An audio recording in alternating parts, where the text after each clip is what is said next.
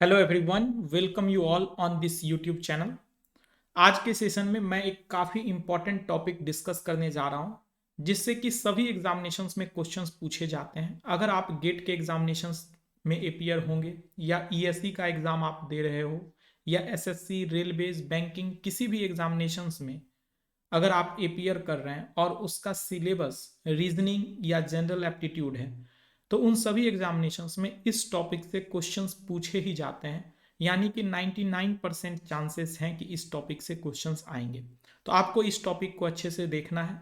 तो कौन सा टॉपिक है ऐसा जिससे कि क्वेश्चन सभी एग्जामिनेशंस में आते हैं? तो बच्चों, नेमोनिक्स एक ऐसा टॉपिक है जिससे कि सभी एग्जामिनेशंस में क्वेश्चंस पूछे जाते हैं। तो आज के वीडियोज में मैं आपको ये बताने वाला हूँ कि नेमोनिक्स आप कैसे याद रख सकते हो। जैसे अल्फ़ाबेट हैं, अल्फ़ाबेट के नंबरिंग आप कैसे याद रख सकते हैं, जिससे कि क्वेश्चंस आप काफ़ी कम टाइम में सॉल्व कर सको और आप अपना टाइम सेव कर सकें एग्जामिनेशंस में। तो चलिए स्टार्ट करते हैं इस वीडियोज़ को, और इस वीडियो को आप लास्ट तक जरूर देखें। और अगर आपने इस चैनल को सब्सक्राइब नहीं किया है तो चैनल को सब्सक्राइब भी कर लें, क्योंकि इस चैनल पे मैं आपको उन सभी वीडियोज़ को अपलोड करता हूँ जो कि आपको एग्जामिनेशन पॉइंट ऑफ व्यू से इम्पॉर्टेंट है और काफ़ी कम टाइम में आपको काफ़ी अच्छे कंसेप्ट डिलीवर किए जाते हैं। तो स्टार्ट करते हैं इस सेशंस को। तो बच्चों, मैं पहले आपको ये बताऊंगा कि कैसे आप अल्फ़ाबेट्स के नंबरिंग को याद रख सकते हो। ए से लेके जेड तक अल्फ़ाबेट्स हैं, इसको आप किस तरीके से रिमेंबर कर सकते हैं, ये मैं डिस्कस करने जा रहा हूँ। तो जब भी बच्चा कोई जन्म लेता है तो उसको बचपन से सिखाया जाता है A B C D, A B C D, A B C D. तो आपको भी याद हो गया होगा कि ए बी सी डी यानी कि 1 2 3 4। तो इसके तो अल्फ़ाबेट के नंबरिंग याद करने में कोई परेशानी नहीं है। ये आपका 1 होता है, ये 2, ये 3, ये 4। Next my dear students, last जो एक्स वाई जेड है उसे भी याद करने में आपको कोई दिक्कत नहीं है। आपको याद रहता है कि टोटल 26 अल्फ़ाबेट होते हैं, तो ये 24 होगा, ये 25 आएगा और यह आपके पास 26 हो जाएगा। तो मेरे प्यारे स्टूडेंट्स, दिक्कत कहाँ पे आती है? दिक्कत आपको आता है बीच के अल्फ़ाबेट्स को रिमेंबर करने में। जैसे अगर मैं आपसे सडनली पूछ लेता हूँ कि 19 नंबर पे बताइए कौन से अल्फ़ाबेट्स आएंगे, तो आप नहीं बता पाओगे। आप पूरा अल्फ़ाबेट काउंट करोगे फिंगर पे या आप कॉपी पे लिखते हो। जैसे आप एग्जाम में अपियर होते हैं तो आप बेंच डेस्क पे लिख देते थे। तो अब वैसा नहीं करना है। अब जैसे A B C D 1 2 3 4, X Y Z 24 25 26, ये तो आपको रिमेंबर हो चुका है, याद हो चुका है। नेक्स्ट माय डियर स्टूडेंट्स, मैं आपको एक ट्रिक बताना चाहता हूँ। ये ट्रिक क्या है? जैसे आपके क्लास में अगर कोई ज्योति है तो आप उसे कैसे बोलते हो? ई ज्योति। तो बच्चों, आपको ध्यान रखना है कि ई ज्योति में जितने भी अल्फाबेट्स हैं ये सारे मल्टीपल ऑफ 5 हैं। तो ये आपके हो गए मल्टीपल ऑफ 5। आपको वीडियो ध्यानपूर्वक देखना है। तो आप इसको हाईलाइट कर सकते हैं, ई जोटी, यानी कि ई जोटी में जितने भी अल्फाबेट्स होंगे सबके नंबरिंग आपको ध्यान हो गए। ई का होगा 5, जे का हो जाएगा 10, ओ का होगा 15 एंड टी का होगा आपके पास 20 एंड वाई का हो गया 25। आई होप आपको ये ध्यान हो गया होगा, याद हो गया होगा। ई जोटी, ई जोटी से आप याद रख सकते हो मल्टीपल ऑफ 5 का। Next, friend. एफ से बच्चों होता है फ्रेंड, और अगर हम फ्रेंड में अल्फाबेट काउंट करें FRIEND, तो फ्रेंड में आपको पता है 6 अल्फाबेट होते हैं, इसीलिए इसका नंबरिंग 6 होता है। आपको पता ही होगा अभी बहुत सारे सबमिट होते रहते हैं, और एक और सबमिट होता है बच्चों, G7 सबमिट। तो आप देख रहे हो जी में ही यहाँ पे लिखा हुआ है G7 सबमिट। तो अगर आप इस वीडियोस को देख रहे हैं तो साथ ही साथ आप चैट सेक्शन या कमेंट सेक्शन में कमेंट भी करते जाइएगा, तो आपको याद भी होगा। तो 7 हो गया। अब 8 की अगर हम याद करने की बच्चों तरीके को समझें, तो एच आपको ऐसा लिखा हुआ है, इसमें सिंपल क्या करना है, एच ऐसा होता है तो एक डंडा ऊपर एक डंडा नीचे। तो ये आपके पास आ गया H8। सिमिलरली 9 की बात करें तो 9 गाड़ी भी आता था, तो या आप स्मॉल में लिखते हो इस तरह से 9, तो आप इसको ऐसे कर दोगे तो I9 हो जाएगा। तो I9 हो गया। के स्टैंड्स फॉर किंग्स 11 पंजाब। आप आईपीएल तो देखते ही हैं, आईपीएल तो आप भूल नहीं सकते हो देखना। तो किंग्स 11 पंजाब, तो ये आपको ध्यान रहेगा। किंग्स 11 पंजाब, किंग्स 11 पंजाब, आप ये इस तरीके से याद रख सकते हो। तो ये 11 हो गया। L stands for 12, L 12। तो एल में ही छिपा हुआ है। जब आप एल का प्रोनाउंसिएशन करते हैं तो एल 12, तो ये आपका आ जाएगा 12। अगर हम एम को देखें, एम आपको देखने से ही लग रहा होगा कि यहाँ पे 13 है, क्योंकि एम ऐसा लिखा है। इसको आप ऐसे टर्न कर दो और आगे 1 लगा दो तो ये आपके पास 13 हो जाएगा। 14 नवंबर आप भूल ही नहीं सकते हो, क्योंकि चिल्ड्रंस डे होता है। तो 14 नवंबर आप ध्यान रख सकते हैं, चिल्ड्रंस डे। नेक्स्ट अगर पी की बात करूं तो पी का मतलब हो गया बच्चों, आप बचपन के दिनों में थे, आज से 4 साल 5 साल पहले की अगर मैं बात करूं, अब तो बहुत ज़्यादा डिजिटल हो चुका है सब चीज़। तो उस समय पेन ड्राइव चलता था, तो पेन ड्राइव हो गया एक 16 GB pen drive, 16 GB pen drive. तो ये आप इस तरीके से याद रख सकते हो, 16 GB pen drive. Similarly Q and R के लिए आप एक साथ याद रख सकते हैं 17 18, 17 18 क्यू और आर के लिए। अगर मैं सोलर सिस्टम की बात करूं तो सोलर सिस्टम में कितने सन होते हैं? सोलर सिस्टम में बच्चों आपको पता है, पुराने सोलर सिस्टम एक सन है और आपके पास 9 प्लेनेट है। तो आप इसे याद रख सकते हो, रिमेंबर रख सकते हो, 19 सोलर सिस्टम। यू अंडर 21, आपको पता है अंडर 21 काफी सारे प्लेयर खेलते हैं, तो ये हो गया अंडर 21। अब जैसे भी भांगड़ा जब आप करते हैं तो इस तरह से बल्ले बल्ले डबल बल्ले, ये देखिए बच्चों, बल्ले बल्ले डबल बल्ले, तो ये क्या है? ये है भी। और भी देख रहे हो, दो दो दो दो, यानी कि हम ये कह सकते हैं कि ये आपके पास 22 हो गया। और डब्लू की अगर बात करें तो डब्लू आपके पास 23 होगा। आप इसको भी इस तरह से टर्न करो और आगे 2 लिख दो। तो मुझे लगता है कि आपको अब याद हो गया होगा कि अल्फ़ाबेट्स कैसे याद किए जाते हैं। आपको ये बच्चे आसान हो गया होगा अब आपको अल्फ़ाबेट्स के नंबरिंग याद करना काफ़ी आसान हो गया। इसका जरूरत कहाँ पे पड़ता है? जब आप ऑड वन आउट के क्वेश्चंस बनाओगे, कोडिंग डिकोडिंग के क्वेश्चंस बनाओगे, तो इन सभी कंसेप्ट्स का काफ़ी ज़्यादा यूज होता है और काफ़ी ज़्यादा इंपॉर्टेंट है। इसीलिए आपको ये अच्छे से याद रखना है। तो आई होप आपको ये समझ में आ गया होगा, लेकिन काफ़ी स्टूडेंट्स को याद नहीं भी हुआ होगा। तो बच्चों आप कैसे याद रख सकते हैं? आप क्या करें, अपने कॉपी पे अपना नाम, अपने पापा का नाम, अपने मम्मी का नाम, अपने पेरेंट्स का नाम, अपने क्लासमेट्स का नाम लिखें और उसको फटाफट नंबरिंग करने की कोशिश करें। अगर आप इस पे 10 से 15 मिनट, 20 मिनट या 1 घंटे भी दे देते हो तो बच्चों ये आपके लाइफ का बहुत ही फ्रूटफुल रहने वाला है। यानी कि आपको प्रैक्टिस करना है। अगर आप प्रैक्टिस कीजिएगा तो ये चीज़ें आपको याद आ जाएगी। देखिए जैसे मैं आपको यहाँ पे समझाता हूँ, मान लीजिए मेरा नाम है अमन राज, तो मैं यहाँ पे लिख रहा हूँ अमन राज। तो माय डियर स्टूडेंट्स, अगर हमने यहाँ पे अमन राज लिखा और इसका अल्फ़ाबेट्स का नंबरिंग मुझे फटाफट लिखना है, तो ये 1 होगा, ये 13, ये 1, ये 14। सिमिलरली बच्चों 18 और 1 एंड 10, आप देख सकते हो कितने कम टाइम लगे हैं और इसको मैंने फटाफट लिख दिया। सिमिलरली आप भी क्या कर सकते हो, आप भी अपने नाम का नंबरिंग लिख सकते हैं, अपने पेरेंट्स का, किसी का भी रिलेटिव्स का नाम लिख लीजिए, उसका नंबरिंग कीजिए। तो इससे क्या होगा कि आपके स्पीड बढ़ेंगे, और रीजनिंग में स्पीड काफ़ी ज़्यादा मायने रखता है। जनरल एप्टीट्यूड हो या रीजनिंग के क्वेश्चन सॉल्व करने में बच्चों स्पीड के साथ साथ एक्यूरेसी भी होना चाहिए, तो आपको स्पीड अच्छा रखना है। आई होप समझ गए होंगे। एक दो नाम और आप प्रैक्टिस कर सकते हो, कोई दिक्कत वाली बात नहीं है। जैसे रीजनिंग, ठीक है, अगर मैं कहूँ रीजनिंग का ही अगर बच्चों नंबरिंग हम करें तो रीजनिंग के भी आप नंबरिंग कर सकते हो। आपको पता है 18, ये 5, ये 1, ये 19, ये 15, 14, 9, 14 एंड 7। आप देख सकते हो विद इन 5 to 10 सेकेंड में लिख देता हूँ कोई भी अल्फाबेट, कोई भी आप लेटर्स दोगे, कोई भी वर्ड्स दोगे, मैं लिख दूंगा। तो आपको भी इसी तरीके से याद होना चाहिए।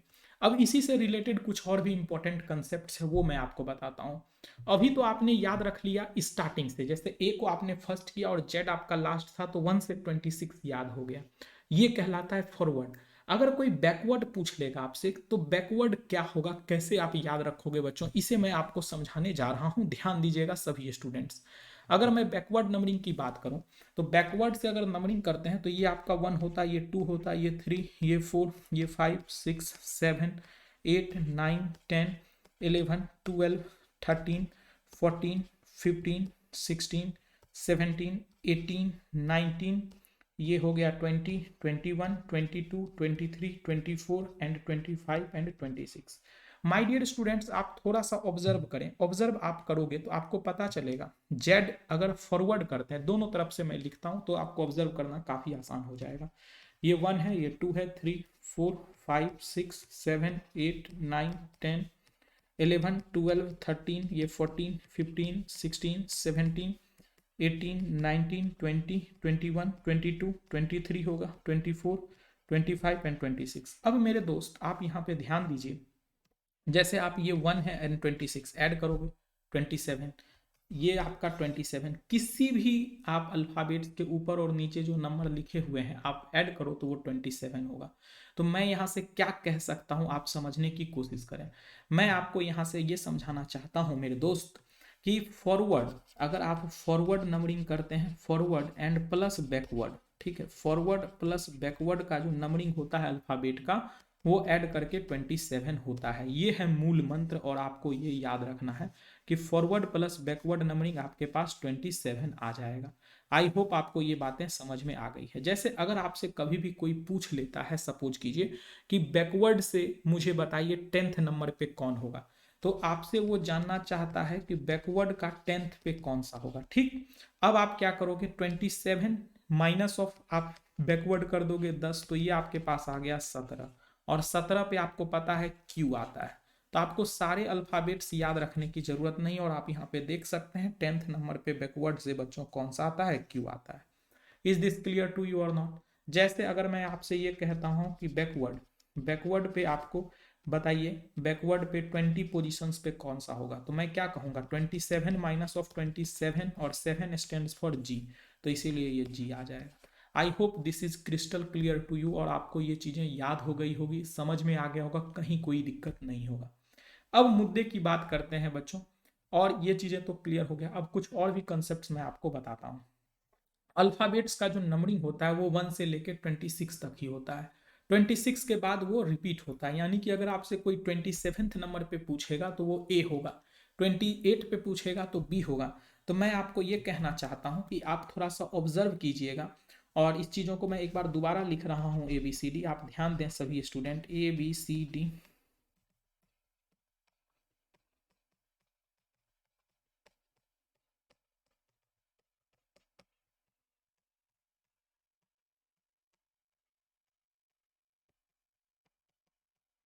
जैसे मैंने ये लिखा है, अगर आप यहाँ पे ऑब्जर्व कीजिएगा तो मैं ये आपको समझाना चाहता हूँ, जैसे ये 1 था, ये 2 था, ये 3 है, ये 4 है, ये 5 है, इस तरह से यह 26 गया। अब 27 से यहाँ पे होगा 27, 28, 29, 30, 31, इस तरह से जाएगा, और यहाँ पे 52 आ जाएगा। उसके पहले यहाँ पे जैसे 25 था तो ये 51 होगा, ये 26, ये आपके पास बच्चों 24 था, यह आपके पास 24 था, तो ये आपके पास 50 हो जाएगा। तो इस तरह से ऐसा रहता था बैक, मतलब आप 28, 30।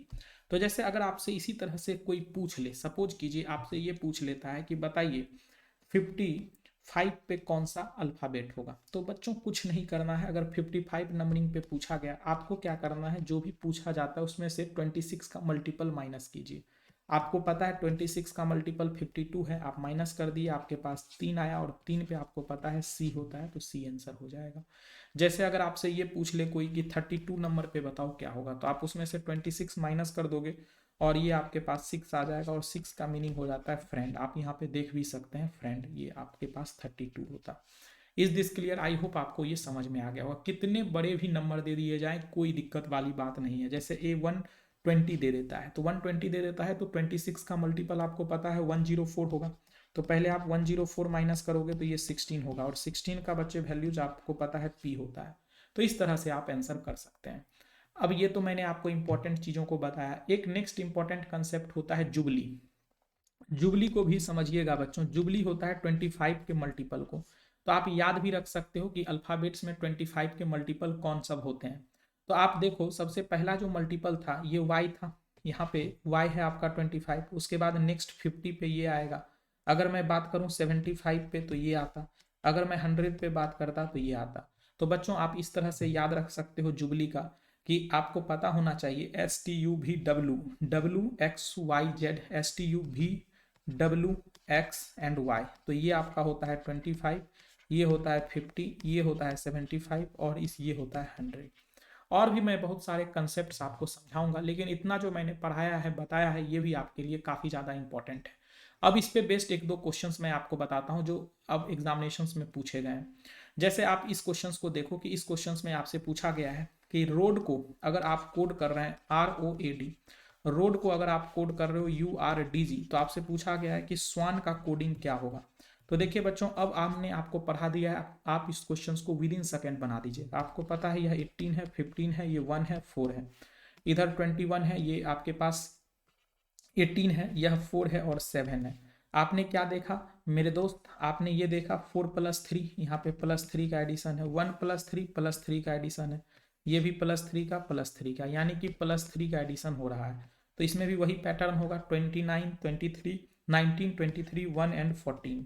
तो अगर मैं यहाँ पे देखूँ तो यहाँ पे बच्चों +3 का अगर आप जोड़ देते हो तो ये हो जाएगा 17, ये हो जाएगा 4, ये हो जाएगा 26 और ये आपके पास 22। तो VZD एंड आपके पास Q, तो VZDQ will be your correct answer. तो आप देख सकते हो कितना आसान है कंसेप्ट, और आप इस तरह से याद रख सकते हो। तो धुआं धुआं कर सकते हैं आप क्वेश्चंस को। ये सभी क्वेश्चंस भी है, जैसे आपसे पूछा गया है नेक्स्ट टर्म बताइए, तो 13 आपको पता है प्राइम है, 17 प्राइम है, 19 प्राइम है, नेक्स्ट प्राइम आपके पास 23 होता है।